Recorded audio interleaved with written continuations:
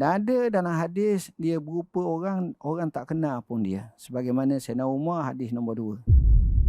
Jibril rupa asalnya lain. Rupa dia datang ke bumi ni lain. Bila dia datang ke bumi ni, dia temu dengan Nabi SAW, kadang-kadang dia berupa orang. Ada dalam hadis, dia berupa seperti Dihyah Al-Kalbi, seorang sahabat Nabi yang terkenal dengan tampangnya yang hebat. Dan ada dalam hadis, dia berupa orang tak kenal pun dia. Sebagaimana Sayyidina Umar hadis nombor 2. Sayyidina Umar tak tahu siapa, nak kata orang dekat, tak ada seorang kenal. Nak kata orang jauh, tak ada kesan musafir. Tapi tanya tentang Islam, tentang iman, tentang ihsan, tentang bila kiamat, tentang apakah tanda-tanda kiamat. Akhirnya bila Nabi jawab, dia membenarkannya. Kemudian bila dia pergi, Nabi pun bagi tahu, mau tahu siapa dia itu wahai Umar. Umar kata, saya tak tahu ya Rasulullah. Nabi kata, itulah Jibril datang kepada kamu nak mengajar agama kamu. Cara macam tu, diskusi. Jadi Nabi tengok bentuk asal Jibril. Jibril ni bersayap tuan-tuan. Dia ada 600 sayap. Satu sayap tu bukan sayap burung kecil, besar sayap dia.